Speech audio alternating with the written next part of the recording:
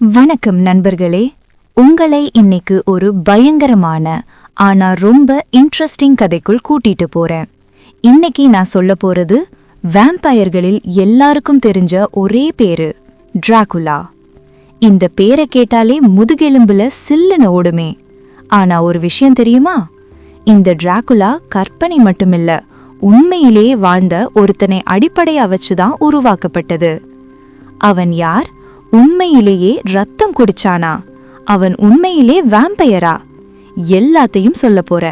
ஆனா அதுக்கு முன்னாடி உங்கள் ரத்தத்தை குளிரா வைச்சுக்கோங்க. 1897 ஐரிஷ் வம்சாவளியுடைய பிரிட்டிஷ் எழுத்தாயர் பிராம் ஸ்டோக்கர் டிராகுலான்னு ஒரு நாவல் எழுதினார்.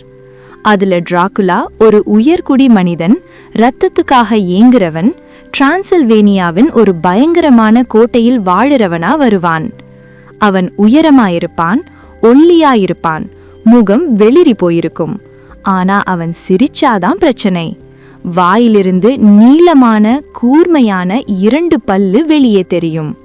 ராத்திரி வந்தா அவன் எழுந்து மனிதர்களை வேட்டையாடுவான். கழுத்தில கடிச்சு ரத்தத்தை குடிப்பான். இந்த ரத்தம்தான் அவனுக்கு அமரத்துவம் தரும்னு நம்பினாங்க. டிராகுலா புத்தகம் வர்றதுக்கு முன்னாடியே மக்கள் வேம்பயர்களை நம்பிட்டே இருந்தாங்க. ஆப்பிரிக்காவில் ரத்தம் குடிக்கும் உயிர்கள் வேற வேற பெயர்கள்ல இருந்துச்சு. ஆனா உண்மையான வேம்பயர் கதைகளின் பிறப்பிடம் கிழக்கு ஐரோப்பா. நடுக்காலத்துல தொற்று நோய்கள், மரணம், பயம் எல்லாமே கலந்த காலம். அந்த சமயத்துல சில சடலங்கள், சிவந்த தோல், வீங்கிய உடல், வாயில ரத்தம். மக்களுக்கு ஒரே பதில்தான், இவங்க வேம்பயர். இன்னைக்கு டாக்டர்கள் சொல்வது சாதாரண விஷயம். ஆனா அப்போ முழுக்க முழுக்க பயம். 1922 நோஸ்ஃபெராட்டுன்னு ஒரு படம் வந்தது. அதுல நடித்த நடிகர் மேக்ஸ் ஷ்ரெக். அவனோட லுக் அவ்வளவு பயங்கரம். மக்கள் உண்மையிலேயே இவன் வேம்பயர் தானோன்னு நம்பிட்டாங்க. அதுக்கப்புறம் 1931 பெலா லுகோசி நடித்த டிராகுலா உலகமே நடுங்கிச்சு. அவனும் உண்மையிலேயே ரத்தம் குடிப்பான்னு வதந்திகள் கூட இருந்துச்சு. ஆனா இப்போ வர்றதுதான் உண்மையான பயங்கரம்.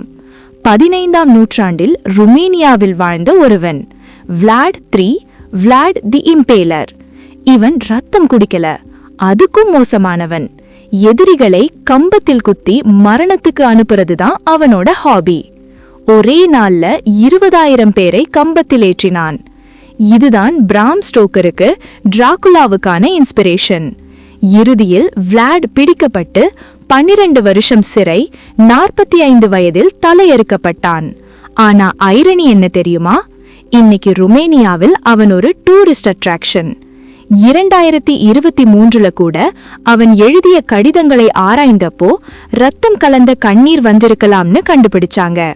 சிலருக்கு இவன் உண்மையான வேம்பயர், டாக்டர்களுக்கு ஒரு அரிய நோய்தான். நீங்க என்ன நினைக்கிறீங்க? சரி நண்பர்களே, இந்த கதை உங்கள் தூக்கத்தை கெடுக்கலன்னு நம்புறேன்.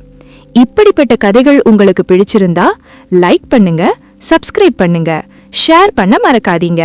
மீண்டும் சந்திப்போம் அடுத்த கதையோட.